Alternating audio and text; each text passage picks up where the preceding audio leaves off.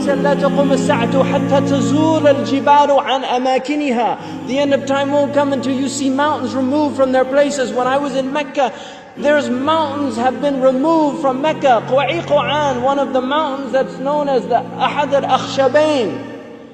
When the angels came to the Prophet ﷺ and they asked him if he wanted to see the mountains that they would يطبقهما على Quraysh. One of them was Abi Qubays and the other was Quwaiquan. Quwaiquan has been removed. It's gone. It's no longer there. The mountain is gone. A mountain that the Prophet ﷺ walked in its shade. A mountain that the Prophet ﷺ probably climbed as a boy. This mountain is now removed. Then the Prophet ﷺ said, لا تقوم الساعة حتى تزول الجبال عن أماكنها. These are signs for people to reflect.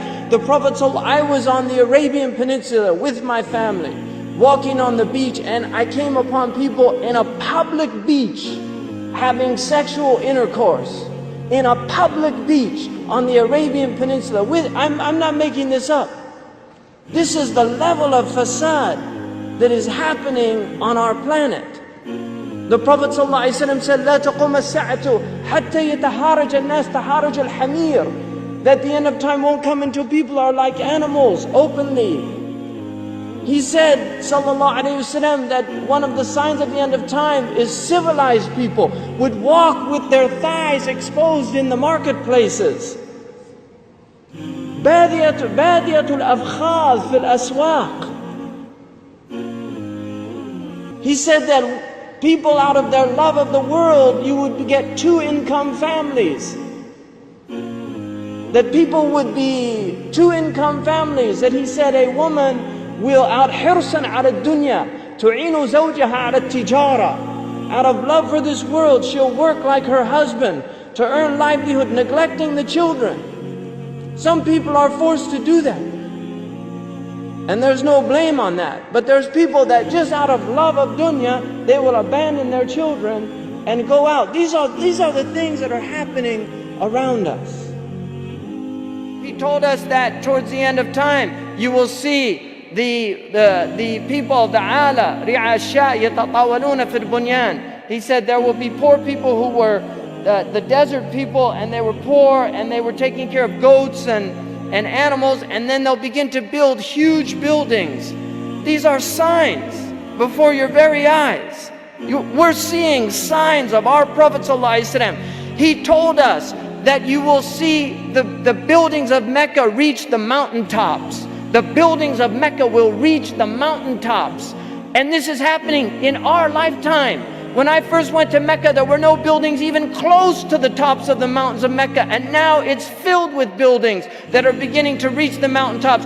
I was on one of the tallest mountains in Mecca, and you can see the clock tower now surpasses the mountains. The Prophet ﷺ said in a hadith, he said, إِذَا رَأَيْتُمْ مَكَّةَ بُعِجَتْ كَظَائِمًا. If you see Mecca, if you see its mountains with holes pierced through them, this is what it means. بُعِجَتْ كَظَائِمًا وَيَتَسَاوَى بُنْيَانُهَا رُؤُوسَ جِبَالِهَا. And you see the buildings reach or in a riwayah ta'lu, they will actually surpass the mountaintops. And then he said, فَقَدْ أَظَلَّتَ السَّاعَةُ. It means that the sa'a has cast its shadow.